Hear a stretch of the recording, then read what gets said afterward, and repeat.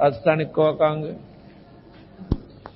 कबीर जीव बिलंबा जीव शो अलख न लखिया जाए, गोविंद मिले न जल बुझे ये रही बुझा बुझाए। कबीरिया उदर के कारणे जगिया चो निसिया में, स्वामी पणा जो सिर चढ़ो सरयो न एको कामे। कबीर बंटा टोकनी लिया फिर शोभाय, राम नाम चिन्ह नहीं पीतल ही के चाय। कबीर कल का स्वामी लोभिया मनसा धरी बधाय, देव पैसा ब्याज को फिर लेखा करता जावे। कबीर कलयुग आइया मुनिवर मिले न कोये, भाई लोभी लालची मस्करा उनका आदर होवे। कबीर चार वेद पंडित पढ़ा अरसे किया न हेत, ये बाल कबीरा ले गया पंडित ढूंढे खेत। कबीर साकट सन का जेवड़ा, विज्ञात कर डावे। दो अक्षर गुरु बाहेरा ये बंधा जमपुर जावे।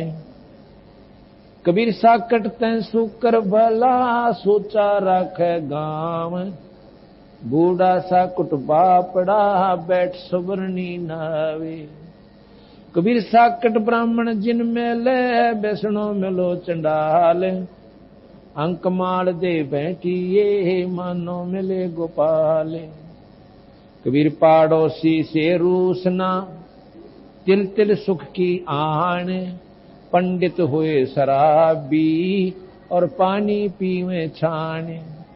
कबीर व्यास कथा कहें भीतर वेद नाही, औरों को प्रमोदता ये गए मोर कमाई।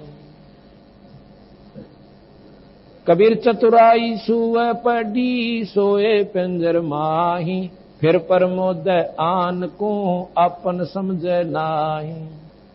कबीर रास पराही राखता खाया घर का खेत, औरों को प्रमोदता मुंडे पड़ गया रेत। कबीर कह पीर को तू समझाव सबको ये, संसा पड़ेगा आपको तो और कहीं क्या होए। कबीर तारा मंडल बैठ के ये चांद बढ़ाई खावे, उदय भया जब सूरज का स्यों तारा छिप जावे। कबीर देखन के सबको भले जैसे शीत के कोटे, रवि के उदय ना दिसे ही और बंधे न जल की पोटे।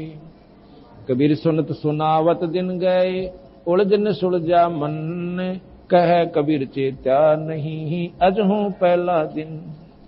कबीर तीर्थ कर कर जगमोया उड़े पानी नहाए, रामई राम ना जप्या ये काल घसीटे जाए। ग्रीव गंगा काठे घर करे पीवे निर्मल नीर, मुक्ति नहीं हरि नाम बिना यों कह साहिब कबीर। कबीर इस संसार को समझाऊं के बारे, पूछ जो पकड़े बेड़ की उतरा चावे पारे। कबीर पद गाया मन हर्षिया साखी कहा आनंद, सो तत नाम न जानिया गल में पड़ गया फंद। कबीर मन फूला फिरे करता हूं रधर्म, करोड़ कर्म सिर ले चला चेतना देखे ब्रह्म। कबीर कथनी कथी तो क्या भया जे करनी ना ठहराए, कलाबूत के कोट जो देखत ही दे जाए। कबीर करता दिखे कीर्तन ऊंचा कर कर तूड़े, ये जाने बूझे कुछ नहीं यों ही आधा रूंडे। कबीर करता दिसे कीर्तन ऊंचा कर कर तूड़े, जाने बूझे कछु नहीं यों ही आधा रूंड।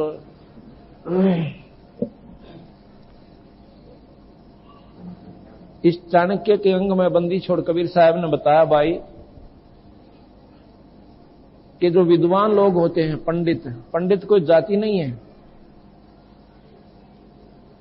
आज जिनको हम पंडित कहते हैं वो पंडित नहीं है। पंडित वो हैं जो विद्वान होते हैं, शास्त्रों के ज्ञाता होते हैं। और पहले काशी जी के अंदर एक काशी विद्यापीठ से जो उस विद्या को पास करके और वहां से जो वहां की डिग्री प्राप्त करता था उसको पंडित जी कहा जाता था। विद्वान को पंडित कहते हैं, ज्ञानी कहते हैं। वो किसी भी जाति का हो सकता है। मेरे दादा गुरु छावले के जाट थे,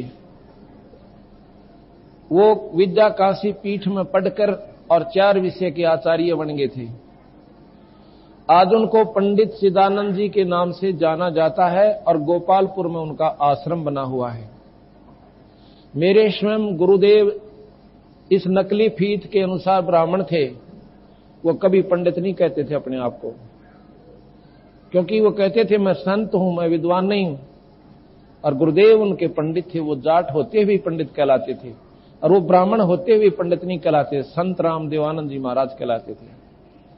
तो हमने जो अनजान आंट ला रखी है यही कबीर साहब ने सुलझाई है भाई। अब कोई पीछे वैद लिख लेते हैं कई भाई, फलाना राम वैद, फलाना राम वैद, उनके बेटे भी वैद, उनके पोते भी वैद और सारी पीढ़ी वैद। और जाड़ के दर्द की दवाई ना जानते, वो वैद क्या के? कोई वैद नहीं है, वो सिर्फ एक नकली फीत है। वो एक समूह का नाम वैद हो गया। इसी प्रकार एक समूह को ब्राह्मण कह सकते हैं, वो मोहल्ला कह सकते हैं, जैसे नाम धर ले फलाना मोहल्ला, बाकी वो ब्राह्मण पंडित नहीं है। ब्राह्मण सोए जो ब्रह्म पिछाड़ है। ब्राह्मण था सुदामा, उसकी पत्नी रोली पीट ली और भूखे उसका आगे बालक सोया करते थे अन्न के अभाव से। लेकिन एक बार भी उसके मुंह से नहीं निकला कि मैं कृष्ण से मांग लाऊंगा। वो कहता था जो मांगता वो ब्राह्मण नहीं है और मेरे भाग में है वो मुझे मिलेगा, वैसे मैं नहीं मांगूंगा किसी से। मांगन से मरना भला, मत मांगो कोई भीख, मांगन से मरना भला, ये सतगुरु की सीख। मांगन मरण समान है, मत मांगो कोई भीख, और भाई मांगन तो मरना भला, यह सतगुरु की सीख। वो इस बात को पूर्ण रूप से जानते थे सुदामा जी, लेकिन वो उनकी पत्नी ना मानी, फिर भी वो उनके पास चले गए। ना मानने से, दबाव देने से 7 दिन कृष्ण जी के पास रह के आगे अपने मुंह से ये नहीं कहा कि हम भूखे सोते हैं। कृष्ण जी पूछे कि हाल है विप्र जी? अकति मौज हो रही से महाराज जी, थारे बागते ठाठ हो रहे, कोई दिक्कत नहीं है। और 7वें दिन नौका ने उठ के आ गया, उसको ब्राह्मण कहते हैं। अरे डोंगरच के अपना पेट भरने की खातिर दुनिया को गुमराह करते हैं, वो तो महाराज ने उनको साकिट कहा है, वो ब्राह्मण नहीं है।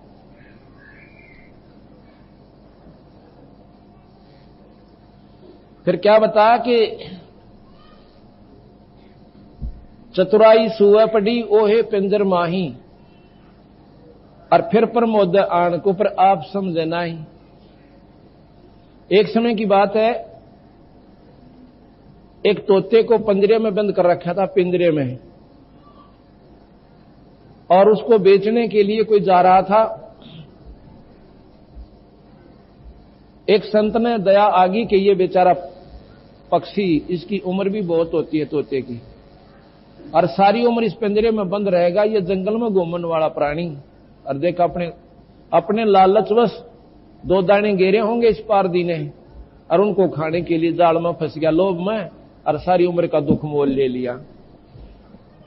उसने दया आई कि इसको छुड़वा देता हूं, मोल ले लेता हूं पिंजरे को और छोड़ दूंगा, और इसको पढ़ा दूंगा कि सभी तोतों को बता देना, सभी सुओं को जाके समझा देना कि ऐसा कोई पारदी आवे, दाना डाले, उसको खाना नहीं। तुमने मेवा की कमी है यहां पर बाग में, लेकिन वो लालच नीच नकीब है इन फौजा माही। महाराज की लालच नीच है ना, बेरा कित डबो दे इस इंसान ने। करोड़पति मन माने 10 रुपया बजात दे दे, ऐसा कसूता काम है इस काल मन का। तो वो कहने लगा, भाई तोता बेचने वाले कैसे देता है? कि 5 रुपए में पिंजरा और तोता दोनों, अगले 5 रुपए और दे दे। जाकर उस तोते से पूछा, रहा भले पुरुष, भले भगत, तुम क्यों कर फंसा इस कैद में? कहने लगा, जी मेरी बुद्धि भ्रष्ट होगी। अच्छी मेवा खाता था, जंगल में घूमा करता था, मनमाने फलों को चाक चाक कर खाता था, और इन्होंने एक ऐसा दाना डाला, उसको खान के लालच में मैं जाल में फंस गया। कहने लगा, मैं तुझे छोड़ दूं तो आगे गलती नहीं करेगा? अगर नहीं करूं जी कती भी। और एक काम और करना, सभी को जाके समझा देना कि पारदी आवेगा, जाल बिछावेगा और दाना डालेगा, और तुम खाओगे नहीं तो फंसोगे नहीं। अगर जी ठीक सर। उसको खूब रटा दिया। जब तोता बढ़िया सुनाने लग गया ना, बार बार इसको बोल बोल के, उस दिन उसको छोड़ दिया। वो फुर्र देसी उड़ के और बाग में आ गया। सभी पक्षी कहने लगे, तू कैसे आ गया भाई बच के? कि ऐसे ऐसे गुरुदेव की मेहर हुई, उन्होंने मुझे एक मंत्र भी बताया है, और आगे नहीं फंसू मैं, और तुम भी चौकस रहना। सबको वो 2 हाथ उठा दिया कि पारदी आएगा, जाल बिछाएगा, दाना डालेगा। हम दाना नहीं खाएंगे तो जाल में नहीं फंसेंगे। सारे तोते बैठ कर सामने आरती करें, को 100 बार दुरवा दे उनको, और फिर वो दिन में भी मंडे रहे, पारदी आएगा, दाना डालेगा, जाल बिछाएगा, हम नहीं खाएंगे तो जाल में नहीं फंसेंगे। एक दिन एक शिकारी जाता है तोते पकड़ने के लिए। जब उसने काना में आवाज पड़ी कि ये तोते तो आज सारे न्यू कह रहे हैं कि पारदी आवेगा, जाल बिछावेगा, और हम दाना नहीं खाओगे तो हम नहीं फंसेंगे। उन्हें सोचा ये तो किसी ने पढ़ा दिए भाई। आज तो 15 किलोमीटर पैदल चल के आया, और या तो मेरी निष्फल गई यात्रा, एक भी ना फंसे। फिर उन्हें सोचा चल आया है ना, जाल तो बिछा, ये ना तो कोई और पक्षी फंसेगा, खाली तक जाऊंगा।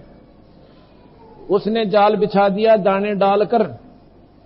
अब सबसे पहले जो मेरे जैसा जो घना बोलिया करता, चौधरी पाक रहा था, उनका प्रधान हो रहा था, वो गाता यही शब्द, पारदी आवेगा, जाल बिछावेगा, दाना डालेगा, हम खाएंगे नहीं तो फंसेंगे। क्यों? सबसे पहले वो ही गया, और इसी शब्द को गाता हुआ।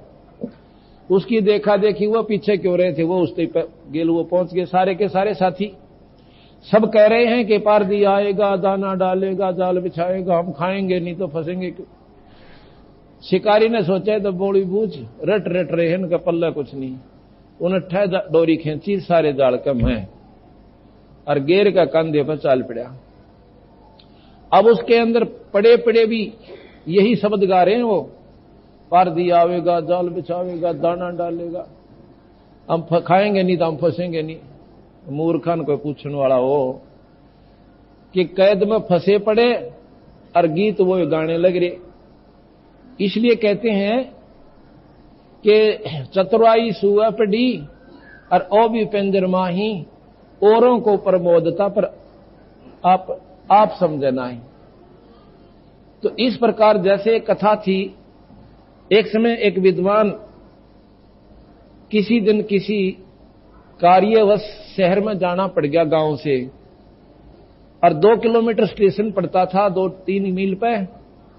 सुबह जल्दी उठ के नहा धो के अपने साथी को लेकर और रेल पकड़ने के लिए, गाड़ी में बैठने के लिए स्टेशन पर आ जाता है।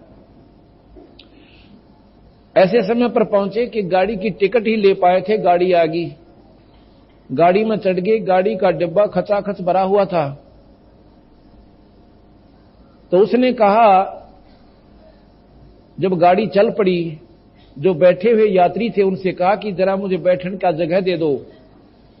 वो कहने लगे, क्यों भाई बीमार है तू? अगर नहीं तो फिर खड़ा रह, तो और भी तो खड़े हैं, तो भी खड़ा रहे।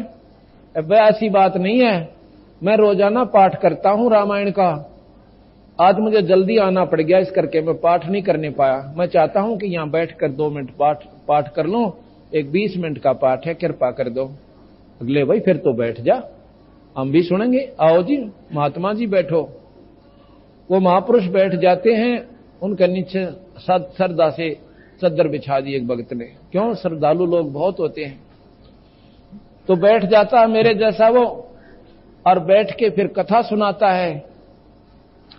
कहते हैं, भाई आज बहुत बढ़िया प्रसंग आया हुआ है, सुनो ध्यान से। क्या कि जब भगवान राम को माता कैकेयी ने दसोटा दे दिया, दिलवा दिया, और भगवान राम जा रहे हैं जंगल में, भरत आ जाता है, अपनी मां से कहता, मां तूने गलती करी, भैया को ऐसा नहीं करना चाहिए था।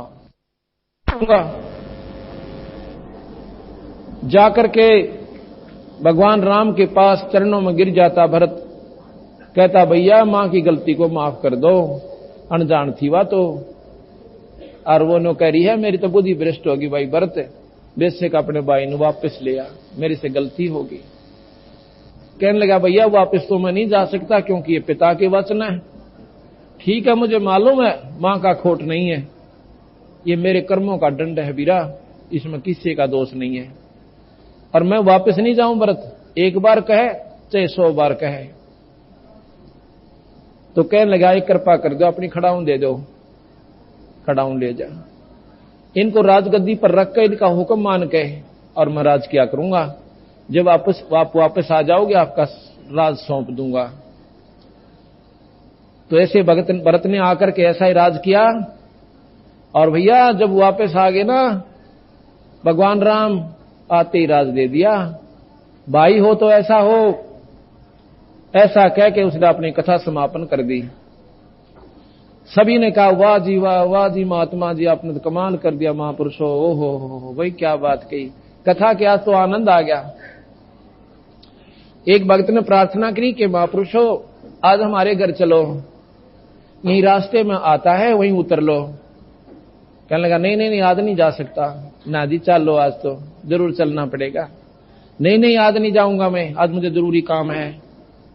संतों को क्या जरूरी होता है भगवान से ज्यादा? बोला तुझे नहीं मालूम। उसका साथी जो था उसके साथ वो कहने लगा मैं बताऊं ये क्यों नहीं जा रहा? अकां जी बताओ। इसने अपने भाई पर मुकदमा कर रखा है, अपने भैया पर इसने स्वयं सगे भाई पर मुकदमा कर रखा है। वो भी क्या पे?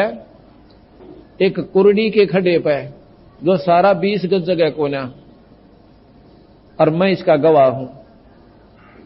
अब कबीर साहब कहते हैं इस कथा के करने वाले नकम्मे आदमी से पूछे, दुनिया ने तो बंडावे और अपने ऊपर असर नहीं, उधर से कह भाई होता है ऐसा जिसने राज भी वापस दे दिया और स्वयं भाई पर मुकदमा कर रखा।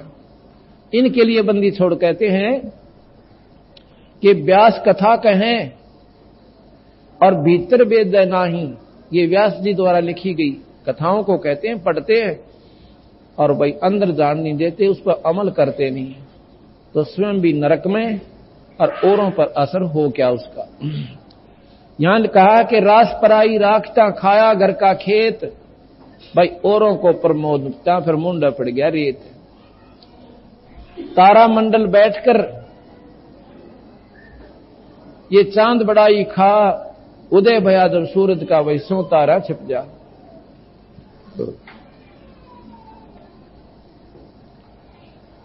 कबीर तीर्थ कर कर जगमुया, भाई उड़े पानी नहा। अब तीर्थ में क्या होता है? एक तालाब हो सा लंबा चौड़ा, 2-4 मंदिर बने हुए होते हैं और 5-4 घाट, और उसमें स्नान करके ये प्राणी अपनी मुक्ति चाहता है। महाराज कहते हैं परमात्मा के नाम बिना पीछा ना छूटे, यू काल के सीट के ले जाएगा केस पकड़ के तेरे। अगर इसे पानी में नहान तो पीछा छूटता हो तो इस आसान काम में कोई ना, हर व्यक्ति जा सकता है और सारे तीर्थ कर सकता है, सारी उम्र में कोई बड़ी बात नहीं है। तो इस प्रकार ये साधना आपकी कति गलत है। अब आप जाते हो तीर्थ पे, वहां पर एक पुण्य हुआ मान लीजिए, और जितने जीव वहां तक मारे और स्नान करते हुए मारे वो तेरे पाप में यानी आपके पाप कर्मों में लिखे जाएंगे, और पुण्य 1 और पाप करोड़, अब दोनों भोगने पड़ेंगे। कबीर साहब कहते हैं कबीर मन फूला फिर मैं करता हूं रे धर्म, और ये करोड़ कर्म सिर ले चला, ये कोट दुष्कर्म सिर ले चला, और यो चेत न चीना भ्रम। ये इतना बेरा भी ना पटा, कितने पाप ठोक लिया गठड़ी बांध के।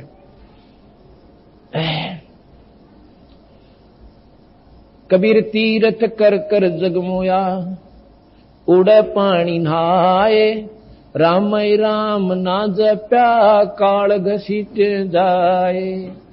कबीर काशी काठे घर करें, कबीर गंगा काठे घर करें और पीवे निर्मल नीर। भाई मुक्ति नहीं हरि नाम बिना न्यू कह रहे साहिब कबीर।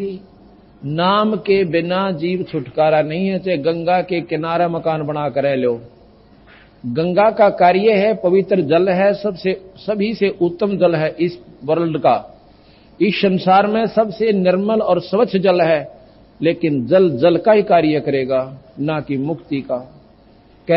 ऐसा लिखा है शास्त्रों में, शिव पुराण में, कि जब गंगा ने नीचे आना पड़ा मृत मंडल में, वो भगवान विष्णु के सामने रोती है, कहने लगे भगवान मैं जाऊं कैसे?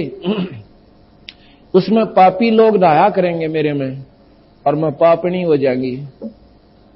तो उसमें भगवान ने कहा कि तेरे अंदर संत स्नान किया करेंगे और तेरे पाप काट देंगे। जब गंगा स्वयं संतों से पाप कटवाती है तो बंदी छोड़ कबीर साहब यही कहते हैं कि संत रूपी गंगा के पास जाकर उसमें गोते ला ले। जो गंगा के भी पाप काटे, आप उसी से क्यों ना डायरेक्ट कटवा लो? इस प्रकार इन बातों को सोचने बिना बात रहेगी। काशी गंगा काठे घर करें पीवे निर्मल नीर। भाई मुक्ति नहीं हरि नाम बिना यो कह साहिब कबीर। कबीर इस संसारे को समझाऊं कै बारे।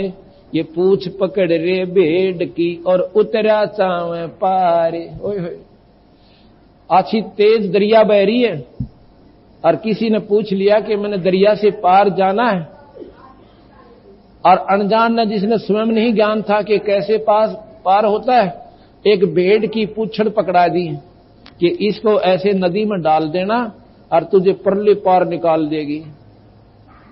ये छोटी साधना, ओछी साधना भवसागर से पार करने की नहीं है। ये तो ऐसे है जैसे भेड़ की पूंछ पकड़े बैठे हो। वो कौन कौन सी?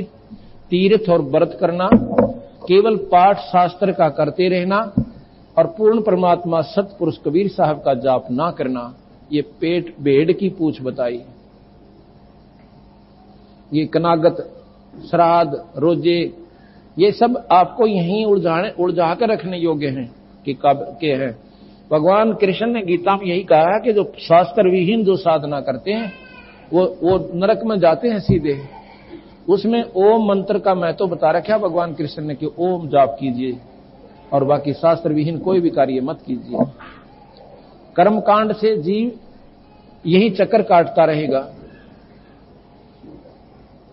कबीर पद गाया मन हर्षिया, साखी कहा आनंदे। सो तत नाम न जानिया, ये गढ़ में पड़ गया फंदे। कबीर कथनी कथी तो क्या भया, जे करनी ना ठहराए। भाई कलाबूत के कोट जो देखत ही दे जाए। कथनी मैंने कथा सुनाई, आपने याद कर ली, वो आपने आगे सुना दी। और करनी करें कोई ना, जैसे उस तोते ने स्वयं सुना और आगे फिर कथा गा दी। इस प्रकार कबीर साहब कहते हैं कि कथनी करनी तज कथनी कथें, अज्ञानी दिन रात, और भाई कोकर जो भौकत फिरें ये सुनी सुनाई बात। ये चार कथाएं आप भी सुन सकते हो, आप पढ़ भी सकते हो। रामायण का सब न पता लग गया और महाभारत का ज्ञान सभी को है। गीता जी का भी ज्ञान आप कर सकते हैं क्योंकि हिंदी के अंदर उसका ट्रांसलेशन हो चुका है। तो इससे कोई लाभ नहीं होगा जब तक हम करनी नहीं करेंगे, राम नाम का बीज इस खेत, श्री रूपी खेत में नहीं बोएंगे। अब बीज के ऊपर है। अगर आप भगवान कृष्ण विष्णु का जाप करोगे तो स्वर्ग लोक जाओगे। स्वर्ग में पुण्य, नरक में पाप, और 84 का चक्कर न्यो का न्यो। भगवान शिव की साधना करोगे, विष्णु शिव लोक में जाओगे, जन की उपाधि पाओगे। जब वो पदवी खत्म हो जाएगी, आप फिर दोबारा मर्त मंडल में, स्वर्ग में और नरक में और चक्कर काट कर फिर 84 में जाओगे। कबीर साहब की साधना करोगे तो आपको स्वर्ग नरक में नहीं जाना पड़ेगा, आपको सीधा सतलोक जाना पड़ेगा।